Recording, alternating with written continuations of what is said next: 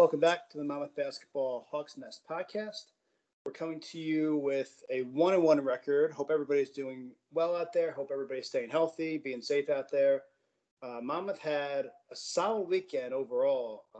A very close loss to Charlotte from a team from a bigger conference, and a big win versus Towson.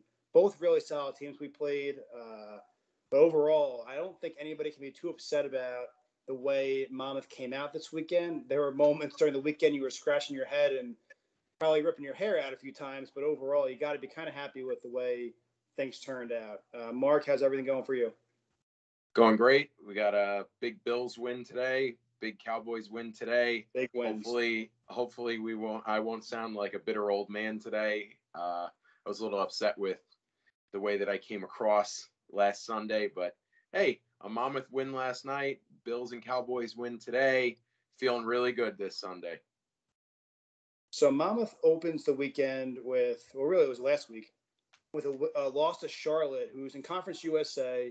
They were picked about middle of the conference for the standings preseason. They're a pretty solid team. I mean, you saw they're definitely a step up in competition. And overall, Monmouth handled things very well in that game. They got down a little bit early, but they were never out of this game. They always kept it within reason. And in the end, they wound up losing by 2 points, but Monmouth had chances in this game. They had a last-second shot from George Pappas. We think that Shavar might have been injured later in the game. He was fine for the second game. He didn't play a lot, but he played. But it looked like Shavar might have been a little hurt, so Pappas got the final shot. And in the end, Charlotte just defended it very well. I thought King Rice drove a pretty good play. And Pappas just missed it, and they played it very well. It wasn't really on him. They shot to win the game. They thought they probably had a better chance winning it than, being on the road, the refs against you in that kind of environment. A couple of bad calls in overtime. I wasn't against going for the three. But overall, Monmouth played a really solid game versus a decent team. So, tell me how you felt about the Charlotte game. Yeah, I'll kind of quickly go over the good and the bad, and then we'll shoot on some of the notable storylines from this one. The good, 14 out of 15 on the free throw line for Monmouth. Very good. Been a bone of contention for many years post the Robinson era, where they were among the nation leaders in free throw percentage, with Jalon Hornbeek one year being top 10 individually in the nation, and a whole bunch of guys that shot in the high 70s and 80s. Hopefully, through the first two games this year, we're looking like this could be another team that's really strong from the free throw line, which is always huge, especially down the stretch of close games. Monmouth also won the battle on the boards in this one, 38-30. That goes to show that King Rice employing the too big approach has given them some immediate dividends against some bigger conference schools. And Monmouth's defense was strong in this one. They held Charlotte to 38% shooting, and Woelfel 6 for 27 from 3, 22%. Now, here's the bad for Monmouth in the Charlotte game. You had 15 turnovers, and you only forced 7. So a lot of times, especially watching the NFL today, you always see teams that win that turnover battle, they end up, always having a winning record almost. And in college basketball and in any sport, really, turnovers turn into buckets or points or runs on the other end, and Monmouth's got to clean that up. 21 fouls in this one. Charlotte only had 14. Is that a little home cooking from the refs? Is it the bigger conference team versus the smaller conference team? Or is it that this is a notable problem for a little over-aggressive Monmouth unit through two games, something we're going to have to look at? And Monmouth did not shoot it well from distance, 4 for 19 from 3 in their opener. I'm going to go with the first storyline, and then I'll shoot to you on Shavar. So I want to start with Walker Miller. Arguably the greatest first game ever for a Monmouth incoming transfer player. I'll go one further. I think that's probably the best opening game for a center in the King Rice era. I mean, we did not see Chris Brady, Zach Tillman, Diego Quinn, Brees Kafani. I mean, any of those guys play anywhere near the level Walker Miller did. I mean, for not even transfers, that's for any center. Yeah. And I mean, I go back to the Dave Callaway era, and I don't remember a transfer coming in in doing this in their first game, and probably Shavar might have had the second best I know. debut of a transfer. So, Both. but Miller, 23 points, 7 boards, 3 blocks. He scored efficiently and showed a good touch around the rim, and also notable, this 7-footer hits his free throws. Yeah, I mean, when you're that big and you're able to hit the hook shot, you're able to hit, 8, 10 foot jump shots, you're able to dominate down low, you're able to hit foul shots. It just makes you such a weapon because no one can guard you. And when they try to guard you, they foul you. And it's not like playing, all due respect to him, but Diego was not a good free throw shooter at Monmouth. He was typically the 60% guy. So you could kind of hack him and he'd probably go 3 for 7 from the line. With Walker Miller, you might foul him. He might go 8 for 10. So it's just so hard to guard him. And there's really nothing you can do with him. Yeah, and then, it was kind of a 1 and a 1A for guys, bursting on the scene here. And I think Walker Miller's a bit of a surprise for us. Before King Rice really talked him up in the Asbury Park press, he seemed like a bit of an unknown. And you and I kind of said, well, we didn't really know what we were going to get from him. And then what King Rice had said in the Asbury Park press with Steve Edelson and what we kind of saw in practice, it was almost like he was the X factor for this team. But everybody expected Shavar Reynolds to burst on the scene, and he really did in his debut.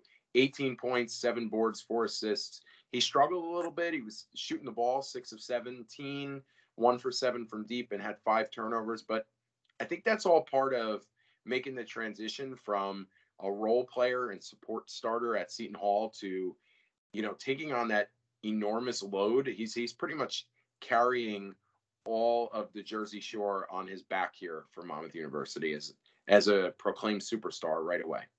I think one of the things you're seeing with this team so far is that they're unselfish, but they're good. Like in the past, like you had Ray and Dion together, all right? And some nights it was a little selfish, more Ray than Dion, but some nights they would go for 45 combined, but it was kind of in a selfish way sometimes. Ray definitely wasn't an unselfish player. And then even going back to Justin and Jelon's years, Justin was not a selfish player, but he did take some crazy shots. But some nights, Jelon and Micah would get kind of high and they would start chucking away. And this team is very unselfish. And, even, Zach Tillman and Brady and all those guys, they were unselfish, but they were just okay. Like, Brady would take his shots, but sometimes they'd be going off the side of the backboard. And same thing for Zach. Like, Walker Miller is unselfish, but he scores the basketball and he rebounds. Shavar Reynolds is unselfish, but he's going to go get 18, 20 points most nights and do what he did in this game. George Pappas isn't going to hit – he's not going to take a million threes from 35 feet out. He's going to step into it and take good shots. Like, this team is very unselfish, but they're all talented and they're working together with it, which is something I think we've been missing since the Robinson years, because even those years, there was a selfishness sometimes to the team. This team doesn't seem to have that at all.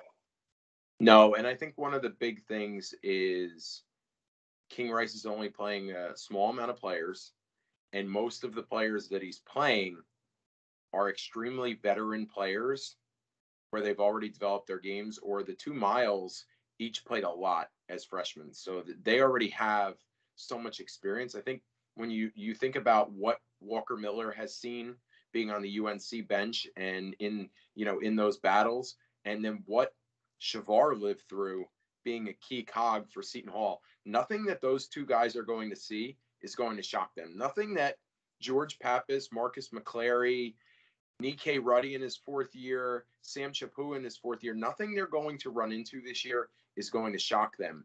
And I think there's a veteran ease amidst this group, and that comes off maybe in a way as unselfish, calm. I did say the first time I saw Walker Miller play, he was one of the calmest, if not the calmest big man I've ever seen under King Rice. Speaking of George didn't shoot it well in the opener. 2 of 8, 2 for 7 from 3, even missed a free throw, but he gutted it out. He had 8 points, 10 boards, 3 assists, 2 steals. George is a battler on a game where he's not shooting the ball well. One thing that I love about George is he has quick amnesia. So he might miss 3 threes in a row, but if he gets another good look, he's letting it fly. And chances are with a shooter like that, I remember King Rice had said about him early in his year. Remember, he had started something like 2 for 31 from three. And King Rice had said, I just keep telling George, keep shooting. They're going to go in. They're going to go in. They're going to go in. And message received here as a 23-year-old super senior, as we see going from game 1 to game 2, with George keep shooting, they're going to go in. Going back just a second, you mentioned the rotation being small so far. I know it's something you and I spoke about the last couple of nights, and Mike Fidelli talked about it on Facebook last night. It's got to be the smallest rotation we've had to start a season, because typically King starts the season with 12, 13, even 14 guys some years playing those opening non-conference games, and everybody gets a turn, and the stars will get 25, maybe 30 minutes, a couple of them, and everybody gets time in and out of those games. You have not seen that so far. I don't know if it's that he's trying to ease the younger guys in. He's trying to get the older guys more time. Is he going for an at-large bid where he thinks maybe if he wins some of these early games versus Towson and St. John's and some of these early games, maybe they can have a shot at the end. It's interesting. I'd like to see the reason for why he's doing it. I'm not against it, because some years you're scratching your head like, wow, if we didn't play 13 guys today and you just our normal 8 or 9, we might have won this game. But he's going completely in reversal for what he's done in past years, where you're playing so many guys. And right now, it's really just the experienced guys playing. We haven't seen really any of the freshmen so far. So it's really interesting to see what he's done so far. I don't hate it. I'll tell you that. I don't hate it. All right, I'm going to go a step forward. I don't like it. I love it. All right. It reminds me of what Tim Cluse used to do. Tim Cluse would have his main 5 guys. Then he'd have 3 guys off the bench that could give you a little bit in different regards. And all of his major guys played 30-plus minutes every night. And he plays 7 guys some nights. Yeah, hey, and King Rice has proven commodities here. He has guys that he trusts. He has veterans. And when you think about it, like I had said to Mike on the Facebook page, King Rice recruited Walker Miller for his last year. Like, Walker Miller could have went anywhere, multitude of places in the country for his 5th year. He chose Monmouth. Shavar Reynolds probably had his pick of 75 to 85% of the Division I teams where he could have went for his COVID year. He went to Monmouth. George Pappas had a lot of opportunities. He could have went to a lot of different places for his COVID year. He went to Monmouth. Marcus McClary is an ultimate glue guy. He could have gone a lot of different places. He came back to Monmouth.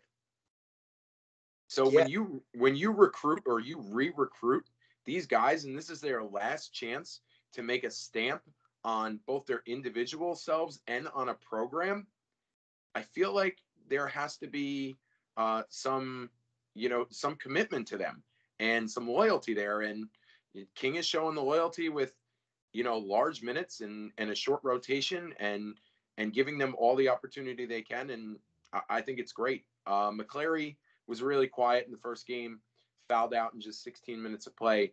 I think when we look back at this would be just a small blip on the radar for what I really think is going to be a breakout year for him. Yeah, I agree. And he played his ass off in game 2, which we're going to get to. But, also nice support from Miles in this game. Miles Ruth had 5 points, 5 rebounds. Foster had 4 points. The two of them are really going to be huge pieces off the bench because, like we talked about in the preseason preview, Miles Foster looks really good, really good shape. And he's going to be a problem for a lot of backups in the MAC because he's not starting for this team. And, we have Ruddy and Miller banging down low with the starters. But then you throw Foster in there with the second unit. He's going to be a problem for them. And then Miles Ruth playing against backup point guards, that's going to be a turnover machine once we get into MAC play because there's very few point guards around the area period that he can't hang with. I mean, we saw him go up against really good guards last year and just shut him down as a freshman. And now as a sophomore off the bench, I can't even imagine what he's going to do to some of these backup point guards in the MAC. Yeah, what I love about those two is probably their biggest problem. Each of them is just that they're young. And so they're not thrust into giant roles, but they're thrust into really important roles for what projects to be a pretty good college basketball team. And Miles Ruth every day can learn from Shavar Reynolds and George Pappas. And Miles Foster every day can learn from Walker Miller and Nikkei Ruddy. And I think it's going to set those two up to have even more success as their careers go on and they end up being those frontline guys for Monmouth. Yeah. Strong effort in the opener. establishing that short rotation while employing the two weapons in the grad transfer duo. Monmouth battled all the way back, had a long Pappas look from three at the horn, then unfortunately didn't fall. Charlotte's in a much bigger conference, and they have an influx of transfer talent from the portal this year that should serve them well. And it was a really, I think, an encouraging performance for game one. Yeah, I don't think we really can complain at all about this game. One thing I will complain about just for a second, I'm not going to get all the way into it, but the refs were bad. I mean, they were really, really bad in this game, and we had some eyes on the ground in Charlotte, and I'll keep that person anonymous. But he said from his standpoint, it was a terribly ref game. I mean, calls just going completely opposite of what you would just expect from a normal, easy call right in front of their face. And we saw it on TV. I mean, well, the stream because there wasn't TV, but I mean, it was so bad. And listen, it didn't all go against Monmouth, but I would say 65-35 in favor of Charlotte. I mean, it was really one of the worst we've seen in the last few years, and that's pretty bad because we play in the MAC where, you might get one or two MAC games a season where you're like, oh yeah, I didn't really notice the refs tonight. They weren't that terrible. But, 17, 18 nights out of the MAC season, we're saying, oh yeah, they were pretty awful. So considering the Charlotte game is one of the worst we've seen in a few years, I mean, they were just, they were bad. They were really, really just bad. So the Charlotte game had a reasonable feed that you could pay for and watch. Ryan, why don't you tell us about the CAA feed with the Towson game? So I was thinking about it last night around 6:30 when I was kind of fuming, looking at the price and debating what I should do. And I talked to Nicole, and I'm like, I think this is the first game in 11 years that I'm not going to pay for the stream. Like even if you told me $15, I'm like, you know what? It's one game, $15. Like that kind of sucks, but I can deal with it. $30, I can get the two of us into two different Monmouth games with our season tickets and probably get a snack to go with it. Like $30 for a crappy live stream on a no name. Like I don't understand. Like it's 2021. Like 90% of the country is on ESPN Plus, or they're on Fox Sports 1 or a local station where the higher the Big East plays and other schools play, but everybody else is on ESPN Plus. I don't understand having a platform that's that bad, and then you got to pay $30 for a monthly pass for a game. Like, I encourage people on Twitter last night, don't buy the pass. Listen to Eddie tonight. Like, Eddie's unbelievable. I love listening to Eddie, but if I'm gonna have a choice of listening to Eddie on the radio or watching the game on the stream, I'm gonna watch the game because I want to actually see what happens. But last night was just so brutal of an option. I'm like, forget it. Listen to Eddie tonight. He's great to listen to. I got a little more work done in my house because I wasn't glued in front of the TV. I was still kind of doing stuff as watching the game, or listening to the game. But I mean, that was just I mean, I want no part of the Colonial if that's how it's going to be. I know there's a lot of rumors right now about Monmouth going to the Colonial possibly in the near future. I have no interest in moving up conferences if that's how it's going to be. Where we got to pay $200 for the year for this platform. I'm like, I pay $40 for ESPN Plus, and I get every college pro game you could possibly. There's probably thousands of games on there per year for $40. I'm not giving you $30 for one game. So if that's how it's going to be in the Colonial, I have no interest in going there. So I will stay in the MAC. I have no problem with that. All right, so let's Monmouth 79, Towson 71. Before we get into it, I just want to say it was great listening to Eddie. It took me back to my college days when I'm dating myself, but there weren't streams available for the small conference away games, and I used to listen to Eddie call the games way back when, and it was a little nostalgic. It was great to hear him. Obviously, you missed that second voice of the Hawks with Eddie on the road last night, but Eddie did a good job all there by himself. Talking about the good in this one, 23-1 start. What a start! Yeah, I mean, it doesn't get better than that. You could watch 500 college basketball games and random college basketball games. You might not see a start like that. You could see like number one Duke playing like a Division III school in North Carolina that no one's heard of, where like you click on the ESPN link and you can't even click on theirs because like nothing on their roster. Like Manhattan playing Manhattanville, you don't even know who's on the roster because it won't click on ESPN. Like you could play Duke playing like a random school in North Carolina, and you would probably see like 23-5, like 23-1. You just don't see that.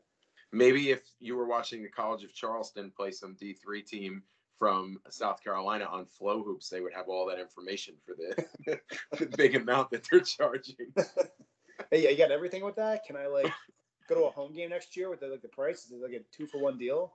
Yeah, right. I want to supersize my Flow Hoops. All right, so 23-1 start. They shot 50% from the field and 5 of 11 from three. So they took less threes, but they made them at a better clip. George was the only one to make a three. He hit 5 of them. They shot 30 of 36 from the free throw line, so 83%. That's fantastic. So again, we're talking through the first few games. They're around 90% from the free throw line. And that's how you win games right now. Because think about it, really all of college basketball is older right now. So a lot, even Kentucky, they're the oldest Kentucky's been in over a decade. It's like over 20 years old as their average player. So right now in college basketball, you got to be an older team, you got to play defense, and you got to make free throws. And right now, and 3-pointers. They're doing all of it. Yep, and 3-pointers. And again, Monmouth tied in the rebounds 30-30 against a team from a bigger conference. And they held Towson under 32% shooting. So 2 really good defensive efforts from Monmouth. The one thing that stuck out that was bad in both of these defensive efforts, 29 fouls in this one. 21 fouls in the first game, 29 in this one. Reynolds fouls out, Miller fouls out, Ruddy fouls out. I didn't get to see this one, so we're going to have to really look on Tuesday with the way Monmouth's playing defense. Are they playing defense with their feet, or are they playing defense with their hands?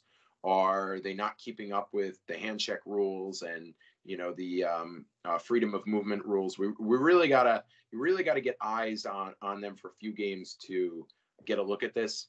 And is it just bad officiating, refs that have rabbit ears, and in a way arena with the bigger conference and the stronger teams? Who knows?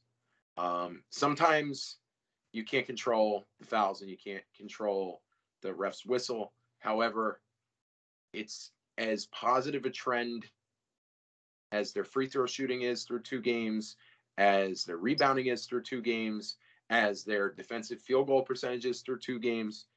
Fouling is a really poor trend. Another poor trend, which is 11 years in the making now, is that Monmouth allowed 2 separate huge Towson runs. Oh, wait, hold on. Wait, hold on. Folks, you're used to my rants. Get ready for a Mark rant. Right? Mark doesn't usually do that. Usually that's my job. Here's Mark's rant. Yeah, right. We got like a little role reversal here. But if there's something that I'm going to die on, it's going to be that King Rice does not call enough timeouts. 26-6 run in the first. This game went from 23-1 to 33-31. And then a 17-0 run late in the second. And King Rice doesn't call a timeout, any of his own timeouts throughout either of those runs. Now, there were, the under whatever timeout, the TV timeout, the officials timeout. I don't care about those. All right. We've supported King Rice and his staff throughout his tenure. And my main point of contention with him has always been, with him as an in-game coach, is this lack of timeouts. I've heard things from, Dean Smith let them play through it. These guys need to learn in the non-conference so that they can, attribute that to a situation in the MAC. You can trust your veteran players. Ultimately, there's no excuse for this to continue to happen. You could go back to maybe you want to close your ears, Monmouth fans, the Nico Clarith game. Every time. Okay?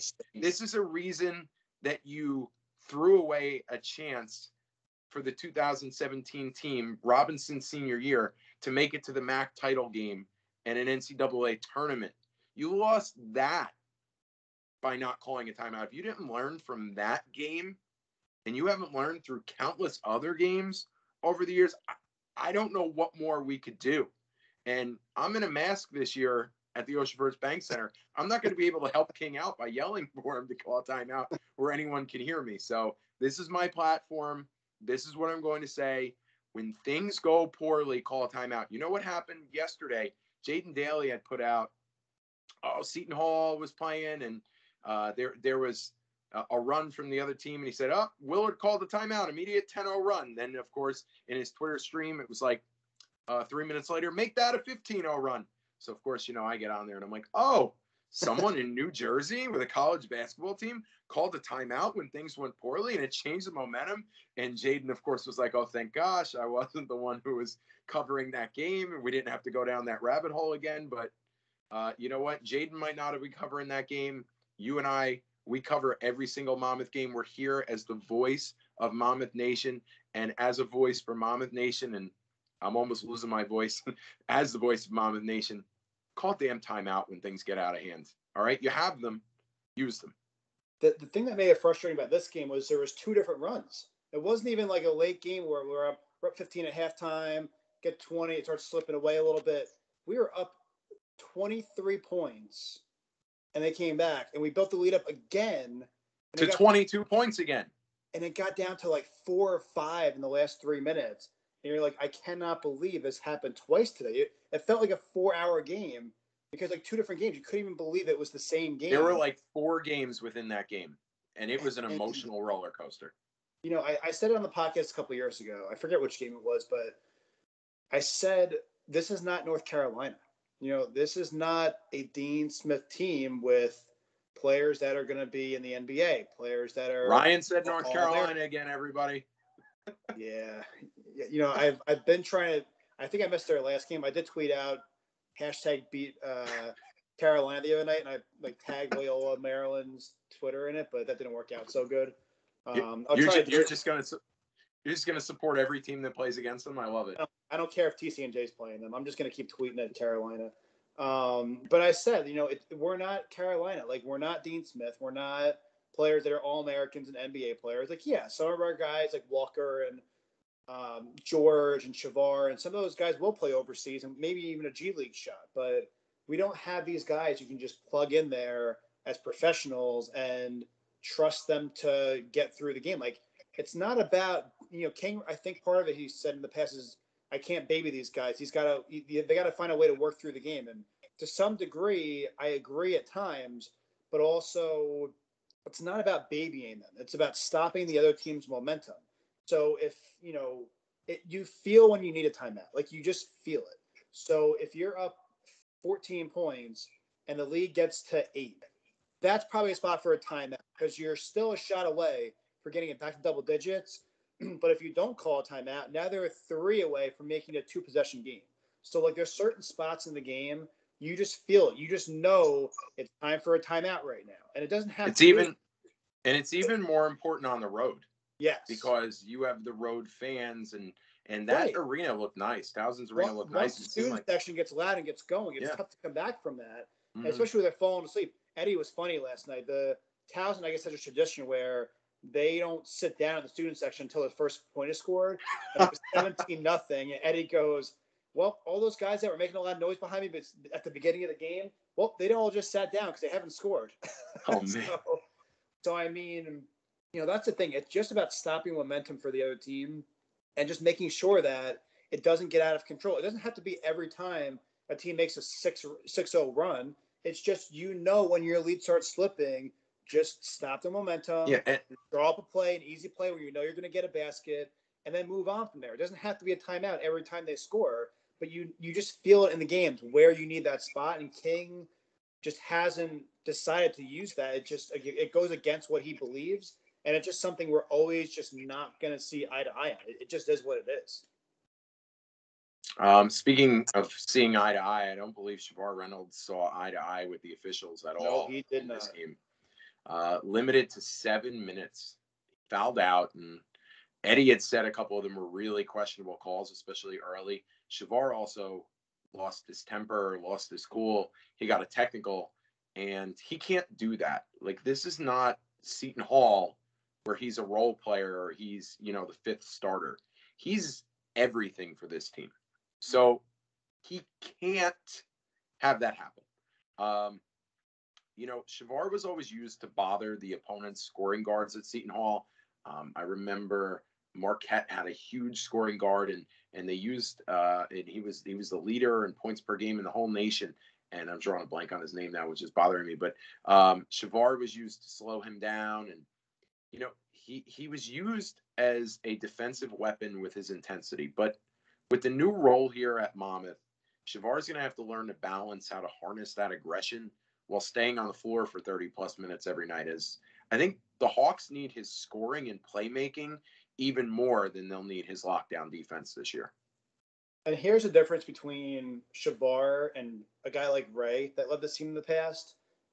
When Ray would get a technical foul and he would act up during a game, get a little emotional, he would either get suspended or he'd be kind of a mess for the next week or so. Shavar is one of those guys, and we met him last week at practice, a couple weeks ago, I guess now, and we've heard what he said in the papers. We've heard King Rice and different people talk about him.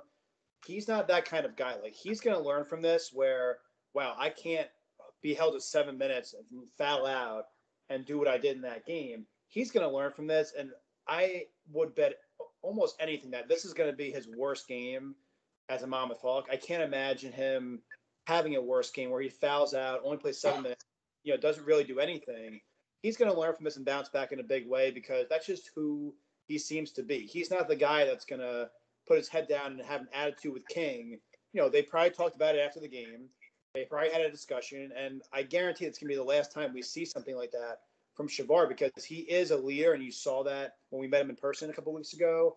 And, it's not something I'm worried about with him, but you're right. It's something that can't happen because we go as he goes, and we were very lucky to win the game considering he barely played. Yeah, so we're going to talk about two guys who would not let Monmouth lose despite Shavar not being available. Marcus McClary had a career night, career high 16 points. He had 5 boards, 2 assists. He had a move where he drove down the lane. He went up with a right. He swung it around and scooped it under with the left hand. It was the most athletic play I've ever seen Marcus McClary make. And you just see his game continuing to evolve and continuing to skyrocket. And I think this performance will propel Marcus to what I have expected to be his breakout super senior season. Yeah, McClary played his ass off last night. I mean, every time I turned and I heard Eddie say something, it seemed to be something with Marcus McClary or George Pappas. And McClary just seemed to be, every time Shavar went out of the game, every time something went wrong, McClary seemed to be in the middle of it when the team started making a run. And it just was one of those super senior moments where, like you said, he just wasn't going to let this team lose. And the two of them who have been here from the very start 5 years ago, they didn't let Monmouth lose last night. They did everything they could, even without Shavar. And even Walker was in foul trouble for a while. Chapu was in foul trouble. Miles Ruth got into foul trouble. The two of them. Nikkei Ruddy fouled out. Right. I mean, this team just, the two of them need to be praised for what happened last night because they really, really played an awesome game. Yeah, George was on fire. I mean, like I said, shooters should have a short memory. George struggled shooting the ball at Charlotte, but didn't let that carry over, especially in the first half when he scored 14 of his game-high 22, including 5 threes, and he hit 7 of 8 from the free throw line. It always bugs me every time I see George Pappas miss a free throw. Even if he shot 39 out of 40, it will bug me that he misses one free throw because his free throw stroke is so pure. And I'm sure that's the way that he views it as well. So I feel very confident saying that. With backcourt mate Reynolds struggling with foul issues, George looked like that all-MAC preseason first teamer in this one, leading Monmouth from the opening tip, where he was super hot, all the way as a calming veteran presence to the very end. Yeah. Walker Miller was solid again. Although he didn't go off for 20 plus, he did score 11. He had 8 boards again, and he made 7 out of 8 free throws. And again, this is unheard of, uncharted territory for a 7-foot center at Monmouth University to have that type of a skill level and shooting stroke. He's just fun to watch. I mean, we just haven't seen a guy that can do that at Monmouth. I mean, Chris Brady, his senior year, started doing things like that, but not on a consistent basis. Zach Tillman, his 5th year, same thing. But we just haven't seen a guy at Monmouth really even in the same atmosphere as this guy. Again, Brady and Tillman were nice 4 or 5 year players. Kafani did a nice job here. Quinn had a great senior year. Quinn had a good career, a great senior year, but nobody even compares to what Walker Miller's done these first two games. We just haven't seen it so far.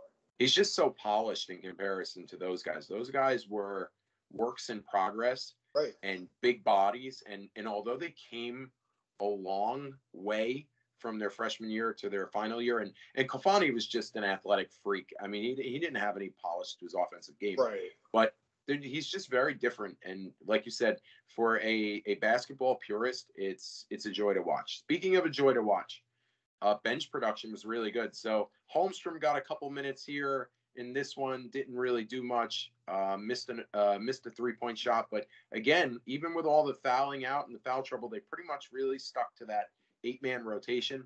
Foster gave you 5 points, 7 boards. Miles Ruth had 9 points, 3 assists, and Chapu scored 4 on 4 huge late free throws to put this game away. Ruth and Chapu were really invaluable, as although things went off the rails and back on the rails, they ultimately steadied the team at different points with Shavar out. And kudos to Sam Chapu, who stepped up. And I don't think it sounded like none of those free throws even touched the rim from what Eddie had said. Calm, cool, collective at the end, which is what you want from a fourth-year backup point guard. And Nikkei Ruddy's doing well in his transition to the 4 spot. He's averaging 6 points a game. He's shooting over 80% from the field, and just using his size and athleticism to complement Walker Miller's scoring at the 5 spot. Yeah, I mean, Chapu had a nice game. He really did. He's not going to be a guy this year that scores 15, 20 points, but if he can give us, 4 to 8 points, a few steals, just play the point and just distribute the ball the way he has been. Like I said, he is the 3rd point guard on this roster. He's not playing like it. He's playing like he wants to be the starter again. And while that's not going to happen because Shavar's here and George is here, he is playing really, really well. And it wouldn't surprise me at all if he's starting next year because, Shavar will be gone, Pappas will be gone, and him and Ruth. It wouldn't surprise me for him to start at all next year because he's playing a really, really nice point guard role. And we're seeing what he can do out there again. And Foster, again, like I said before, the guy's got a great touch. He took care of his body over the summer. He looks really good. And, the 2 of them off the bench is going to be a huge weapon as well as Miles Ruth. The 3 of them off the bench is going to be really, really tough for some MAC teams to handle. So I like this rotation. I like the 8-man rotation. I like Nikkei Ruddy's kind of the forgotten man in the starting 5, but yep. It reminds me a little bit like he's just going to do the dirty work. He's going to dunk everything. He's going to get rebounds. He's going to use his size, use his athleticism, be a pest, keep balls alive on the offensive boards, stay out of Walker Miller's way when he's trying to score, but help him defend the post on the inside. I really like the 8-man rotation. The only guy, if he does get healthy, that I'd like to see get some minutes in there would be Jarvis. I think that Jarvis would do really well in the Ruddy role as the other big 4-man with that bulldog mentality. Yeah, Jarvis can bring a whole new element to this game because not only is he 6'9" and big and physical, and he loves blocking the shots off the backboard, he's athletic. He's a very, very athletic 4. And if he gets in the game and he's running transition with Shavar and Pappas and these guys, I mean, I don't know who you try to stop first because you have Shavar taking off in transition. You got to guard Pappas on a wing. You got to guard McClary on the other wing. You got Jarvis flashing through the middle. I mean, it's like a runaway train. I don't even know how you stop it. I could see a play where Shavar feeds it to Vaughn, and he'll throw it behind his head to Walker Miller for a dunk. And Walker Miller catches the ball too. He's a 7-footer who has good hands. That's like a train coming through. That if he gets healthy, that's gonna be a very, very tough 8-9 guys to stop. I don't know where he really stops. Yeah, it's kind of like I like the recipe, but he's that extra ingredient that could put it over the top, I think. Yes. This should go down as a strong win against the CAA team on the road early in the season. The end of the game resulted in some chippiness between the squads. There was no handshake line. King Rice and Meeks went over supposedly and kind of gave some fist bumps to the Towson staff and kids, and that was it. They got the Monmouth kids off the floor. And it just kind of makes you think, with all those fireworks, it kind of reminds me of the Canisius game where Red hit the 3 late threes. Yes. And Barron refused to do the handshake line. And Max was throwing his head and his body into his son. And it kind of, that game was the game that let you know, like, Monmouth arrived in the MAC. I know everybody says it was when Monmouth blew out Iona with Robinson as a sophomore at home, but I think it was the Canisius game was when Monmouth arrived, because you really arrive once you have established a true rivalry in conference. And this one just made me think, if Monmouth were to join the CAA, would this November 2021 unassuming matchup go down as the beginning of a rivalry where Monmouth really looked to be a member of the CAA before we even knew it? Like a future Iona for us. Yeah, without a doubt. Looking ahead, everybody come out on Tuesday night. These kids have been able to play in two good road environments, but they haven't had any, home courts support in, what feels like 2 years, feels like 10 years. Give you a quick Lehigh scouting report. They're 0-2. They lost season opener at Rutgers 73-70 in overtime. Lehigh played really, really well in that one. Then they played really poorly at home on the 13th against NJIT, getting blown out 73-56. So they're a little bit of a Jekyll and Hyde right now. We don't really know what they are. They have a fifth-year guard, Marcus Wilson, number 11, 6'4", 210. He's the engine that makes that squad go. 18 points a game. He's big, strong. He's an athletic guard who knows how to score the basketball. A friend of mine, Rick, shout out Rick. He's a Rutgers fan, but he supports our podcast. After the Rutgers game, I said, hey, Lehigh, what did you think? And he told me Lehigh was pretty good, and he said especially that number 11. So we're going to take Rick's advice and send it over to Rick Callahan and King Rice and tell them, hey, we got to stop number 11. Lehigh was certainly up for the Rutgers opener. Let's hope that they have less motivation during the next trip to Central Jersey. There's another Wilson on this team, Jamero Wilson, who's 6'7", senior forward, number 1, 8 points, 4.5 boards. He's a second leading scorer. He's interesting. He can score inside or out. Versatility is his best weapon. And then they have a big man, number 35, 6'8", 235 sophomore, Dominic Parolin, 7.5 points, 9.5 boards. He's young, but he's a productive big man in his freshman and now sophomore year, and should pose a pretty formidable opponent for Miller in the paint. After that big three, Lehigh plays just a lot of guys and mixes and matches their lineups. Seems like they're trying to figure it out. So that'll be interesting to see a contrast in styles versus the now concise 8-man rotation for King Rice's Hawks. They have an X factor at Lehigh, 6'6" junior wing, number 5, Evan Taylor. Last year, he averaged 9.7 boards as a sophomore. His production's really dipped, 3.5 points, 5.5 boards, and he's in like a really bad shooting slump. So MU should really serve themselves well to keep the defensive intensity up on him without fouling, to not let him break out of that slump in West Long Branch. Another notable thing here when we're looking at Lehigh, they average over 20 turnovers per game. They're not shooting it particularly well from anywhere on the floor, including the free throw line, the three-point line. So Monmouth really needs to just continue with that defensive pressure, stop fouling, and keep the Mountain Hawks from soaring in the Ocean First Bank Center. What do you think about this game, Ryan? I think it's definitely a winnable game. We've seen Lehigh a few times. They seem to be on our schedule every year now. It's a winnable home game. It's one where Monmouth has played very well at home. Really, the King Rice era. They lose very, very few games at home. Even in years where they didn't have the best record, and I think they were the 1 year they were the 8 or the 9 seed where they lost to St. Peter's in the first round with Ray and those guys. Even that year, they were still really, really solid at home. Even the games they lost were close. So it's a game I expect to win. I think it'll probably be close because Lehigh is always competitive. But I am expecting to win this game, and I expect Shavar to have an outstanding game coming off. Really, probably what will be one of the roughest games in his college career.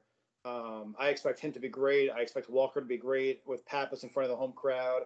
I think it's going to be I don't want to say a blowout because I don't want to say any game's a blowout, but I am expecting Monmouth to play really well in this game. You know, the reason that Monmouth's been so good at home is they've consistently been second in the MAC in attendance behind Siena, who plays in a pro arena. So it will be interesting now with post-pandemic or later in the pandemic, COVID protocols, mask protocols, testing protocols, vaccine protocols. what kind of a crowd Monmouth will get. And more important than anything, and we always say, is they need that student section there. And they need them to be loud and proud and annoying. And please, everybody, if you're listening to this, I can't imagine you're not going to be there on Tuesday, but tell your friends, tell people you know who are fans of college basketball to come out and see this team. Should be a really fun one on Tuesday night. And then just piggybacking off of that real quick. Sure. Mark calls us Monmouth Nation. We do not want to be Monmouth Borough or Monmouth Township. Monmouth Nation. We need you to show up. We need you at the games, making noise. Student section's got to be there. And Mike actually on Facebook was trying to talk to us earlier in the year about how to get more students at the game and organizing chants and stuff like that. We started talking about something like that. So hopefully we can continue conversations with that and get more students at the games, more motivated to make some noise and be a real student section that we really haven't seen since the end of the Robinson era. So hopefully students show up and hopefully the fans show up and we get a good crowd and a solid win on Tuesday night. And then on the 20th, on Saturday, next Saturday, Monmouth plays at noon at St. Joe's. And St. Joe's is 2-0. They had probably a lot closer of a game than anyone would have anticipated, 69-67 over Maryland Eastern Shore. College basketball openers, a lot of screwy things always happen. So it's hard to take too much out of an opener. And then on the 13th, they just blew out our old NEC rival, Mount St. Mary's, 80-60. Playing an A10 foe is always a significant challenge for Monmouth. There's just no other way to break it down. St. Joe's is led by former Monmouth recruiting target, 6'8", senior forward number 33, Taylor Funk. This dude does it all. 20 points, 6.5 boards. He has 0 holes in his game. He shoots it extremely well. He's big. He's athletic. He's a load to handle for anybody who's going to have to guard him. Speaking of a load to handle, Funk is flanked inside by 6'10" senior center number 50, Ejike Obina. 14.5 points per game, 10.5 rebounds per game. The St. Joe's front court will easily be the most formidable interior duo that MU will face to this point of the season. And Ryan, I think this is going to be a great measuring stick for that Monmouth double big lineup. Yeah, I agree. St. Joe's, solid A10 team. They've been kind of towards the bottom of the conference for years. Martelli's not there anymore. But overall, they're not a team I'm really scared of. You think A10 and you think it's a huge step up in competition. It might be a small step up, but overall, besides the big men, St. Joe's isn't a team I'm overly scared of or anything. It's not like we're playing like a former VCU standout team or like a Davidson. But overall, I'm not scared of St. Joe's. I think it's a game we can definitely win on the road. It'll be a great win to get Lehigh here at home and then them on the road get to 3-1. Overall, I think it'll be a great game. It's not a game I'm overly worried about, honestly. I think I have a lot of confidence in this Monmouth team, even though we blew a couple leads last night. And we still beat a good team at Towson. And we played a good team at Charlotte and almost got out with a win despite, playing 5-on-8. So I think, I like our chances this week. Yeah, a little bit of bad news. St. Joe's also has some firepower in their backcourt as well. 6'5" junior Cameron Brown, number 3, 12 points a game. 6'7" Wildwood, New Jersey native, sophomore, number 22, Jordan Hill. Listen to this stat line for this kid: 9 points a game, 6 rebounds per game, 6 assists per game. What a load he's going to be. And then it's interesting. They have a true freshman point guard, Eric Reynolds, number 2, 8.5 points per game, 2 assists per game. He's kind of been handed the keys from day one. And St. Joe's is a place that's known for point guard play. I mean, you go all the way back to the days of Jameer Nelson. So it's very interesting that they have the confidence in this young man, Eric Reynolds, to run the point as a true freshman, which brings me to my X factor, the Reynolds matchup. You got the fifth-year man, Shavar, against the first-year quarterback, Eric. Can Shavar dominate this matchup enough to swing what should be a daunting front-court matchup for Monmouth in this one? It's a difficult spot against a storied program from arguably the best mid-major league in America. But it's a great opportunity against some very strong talent that should serve Monmouth well come MAC conference play. On the other end of the spectrum, Monmouth might in fact be the biggest test St. Joe's will have faced at this point of the season, which could possibly mean that St. Joe's overlooks a veteran Monmouth team, and if we're going to spin it away where they could be ripe for the upset, that's the way we're going to spin it. Look forward to seeing everyone at the Ocean First Bank Center on Tuesday. If you're there, you see Ryan or I, stop by, say hi, give us your thoughts on the podcast. All the best. Appreciate everybody listening, and hopefully everybody will listen up and be totally prepared for Tuesday and for Saturday. And go Hawks. I'll be in section K next to the band. Mark's right in the middle, kind of in the section next to me. Yep, section J. Listen, remember, don't forget, if you are going to the game, you do need to bring your vaccination card. And or if you're not vaccinated, you need to bring proof of a negative test within a couple days. Don't forget that. And once you bring that, it'll get easier in the future. If you're vaccinated, you will be able to get either a wristband or a card. I forget what they told us. But it'll be kind of like a fast pass for the future games. So get there a little early, bring your vaccination card if you have it. And let's get everybody at Ocean First Bank Center on Tuesday night. Hopefully we get a loud crowd there, and hopefully we get a win versus Lehigh. All right. Thanks everybody for listening. See you Tuesday. Have a great night.